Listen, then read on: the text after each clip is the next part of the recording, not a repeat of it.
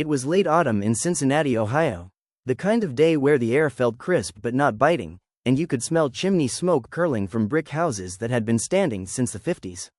Maple leaves still clung to the sidewalks, crunchy under sneakers and boots, and front yards were decorated with mismatched pumpkins left over from Halloween, some smiling, some sagging and moldy.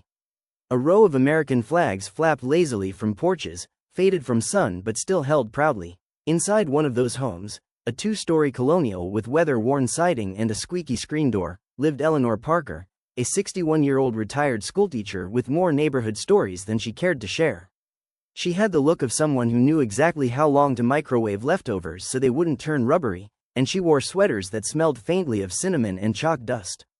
Eleanor wasn't flashy, she didn't own expensive jewelry or keep up with the latest gadgets. What she had instead was a steady routine: coffee at 6:30, crossword at 7:15, and at least one good deed for someone before sundown. That morning, the sky above Cincinnati was a faded denim blue, stretched thin by streaks of gray. Eleanor opened her curtains and let out a sigh. Across the street, she could see Tommy Wilson, the paperboy turned community college student, lugging a duffel bag as if it contained bricks instead of textbooks. His hoodie looked 2 sizes too big, sleeves swallowing his hands, and his sneakers had that secondhand store shine that only shows up when shoes have already walked through someone else's storms. Eleanor muttered, "Poor kid. Always moving like the world's already late for him." She watched him struggle with the zipper on his bag before heading off toward the bus stop, and that's when she spotted it, a single, unlit candle sitting on her kitchen table. White wax, simple glass jar, the kind you buy at the grocery store checkout lane without thinking twice. Eleanor struck a match, lit the wick, and whispered to herself, "A little light for a little kindness." Have you ever noticed how one small flame can change a whole room?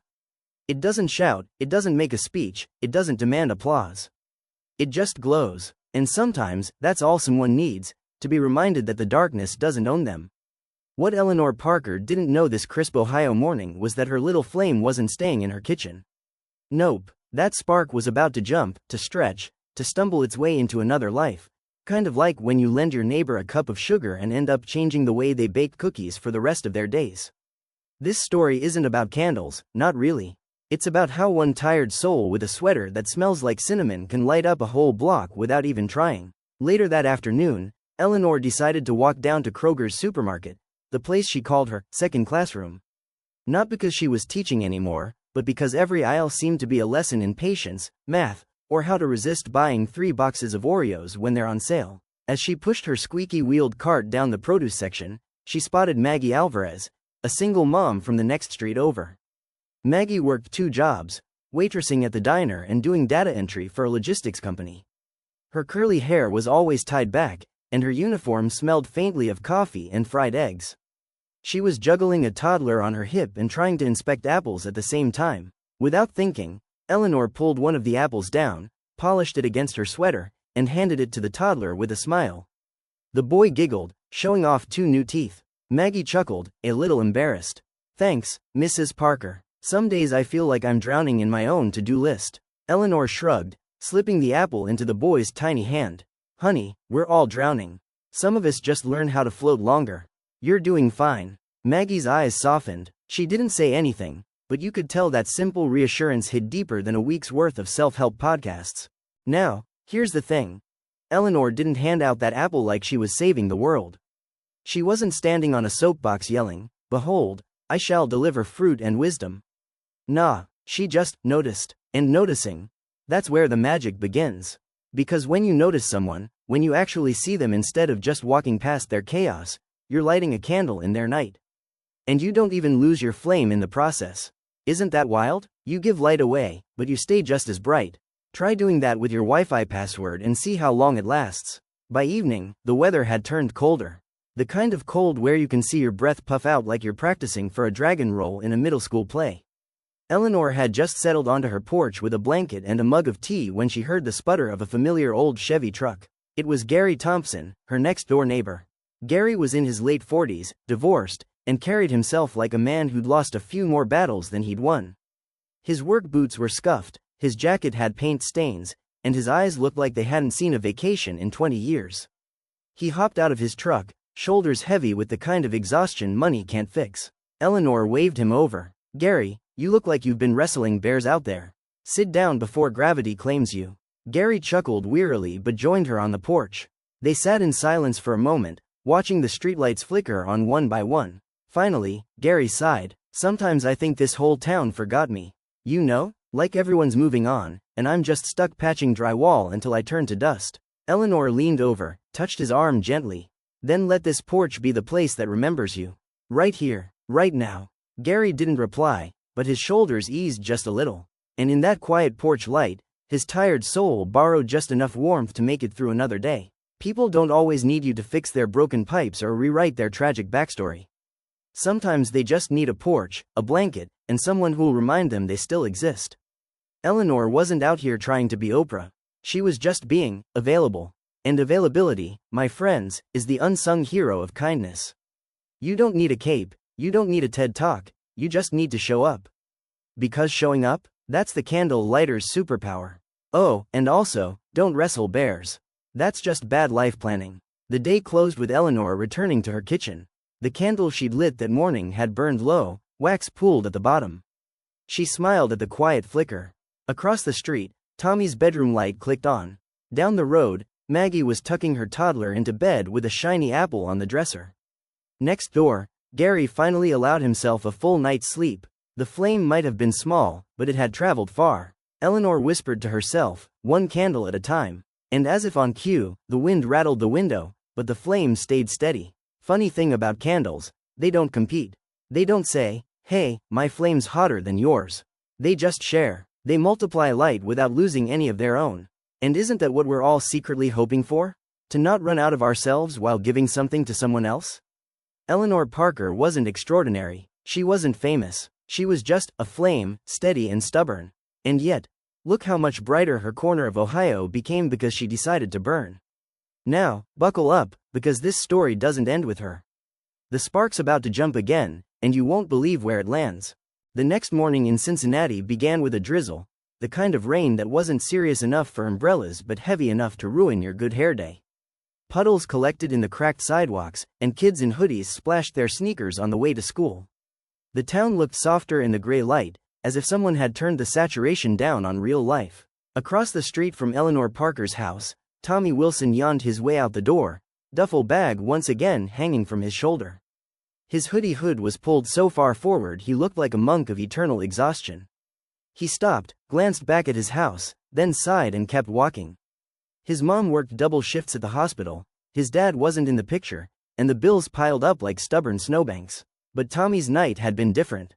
He'd caught a glimpse of Eleanor's candle the evening before, glowing through her kitchen window. Something about that small flame had lodged in his brain. He couldn't explain why, but it made him feel steadier. At the bus stop, he saw a younger kid struggling with a broken zipper on his backpack. Books threatened to tumble out into the puddle. Normally, Tommy would have shoved his earbuds in deeper and ignored it. But not today. He crouched down, pulled a keychain carabiner from his duffel bag, and clipped the zipper shut. There, won't win any fashion awards, but your math book won't drown. The younger kid looked up, relieved. Thanks, man. Tommy shrugged like it was nothing, but inside, he felt something flicker. The same way Eleanor's candle had flickered in his mind. See that, right there? That's the jump. That's the moment when one tired college kid, who usually couldn't care less if the whole bus caught fire, decided to notice. And boom, the spark passed on. No parade, no dramatic background music. Just a keychain and a soggy math book saved from a watery grave. But here's the kicker. That kid? He's going to remember Tommy way longer than Tommy remembers him. Because sometimes your smallest act is somebody else's headline story. Funny how that works. Meanwhile, across town, Maggie Alvarez was balancing her coffee thermos, toddler, and a bag of laundry as she sprinted toward the laundromat. It was one of those days where every traffic light seemed designed to ruin her schedule. By the time she shoved the clothes into the washer, she felt like collapsing on the cracked plastic chair in the corner. That's when she noticed another woman, Charlene Davis, mid-30s, pale from exhaustion, folding clothes one-handed while scrolling through overdue bill notices on her phone.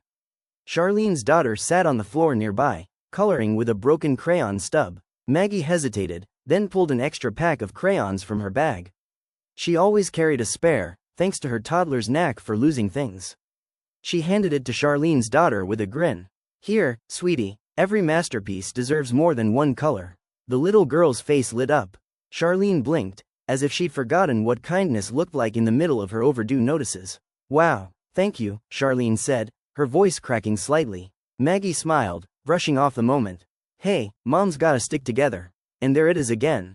Candle number 3. Maggie wasn't thinking, ah yes, let me inspire a stranger and prove the goodness of humanity. She just saw a broken crayon and fixed it. That's the trick, candles don't plan conferences, they just burn. And when they burn, other wicks catch fire without anyone keeping score. Who knew a box of crayons could carry the weight of a revolution? Crayola should start putting that on their labels. Back in their neighborhood, Gary Thompson had woken up surprisingly rested. Eleanor's quiet kindness on the porch had chipped away at his exhaustion. That afternoon, while patching drywall in an office downtown, he overheard his coworker, Ronnie, complaining about his divorce and how he couldn't handle being alone in his apartment. Normally, Gary would have nodded politely and gone back to work. But something made him pause. He set down his putty knife, wiped his hands on his paint-stained jeans, and said, Hey, Ronnie, I grill out on Fridays.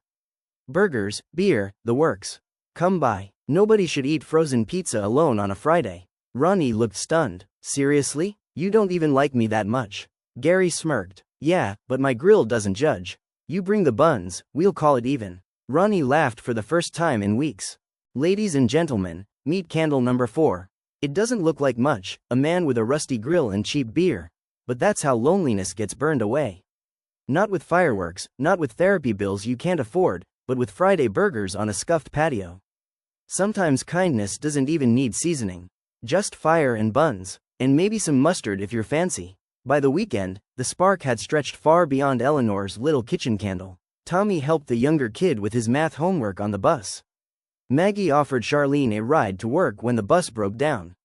Gary kept inviting Ronnie, who eventually brought along another coworker going through a rough patch. The chain reaction wasn't loud, wasn't dramatic, but it was steady. And it all circled back to Eleanor. Sunday evening, Eleanor sat once again in her kitchen, lighting her same small grocery store candle. She didn't know the ripples her little flame had caused. She only knew it felt right to keep lighting it, day after day. This time, though, the doorbell rang. It was Tommy, holding a folded piece of notebook paper. Hey Mrs. Parker. I just wanted to give you this. She opened it. Inside was a crude drawing, a candle, with light rays shooting out. Underneath, in shaky handwriting, it said, Thanks for the light. Eleanor's eyes filled with tears. She hugged the paper like it was gold. And that, my friends, is the punchline of kindness. You think you're just living your little life, lighting your little candle, sipping your tea on a porch in Cincinnati. And then one day, some exhausted kid shows up at your door with proof that your flame didn't just sit there, it traveled. It multiplied. It refused to die out in the drizzle and the bills and the broken crayons.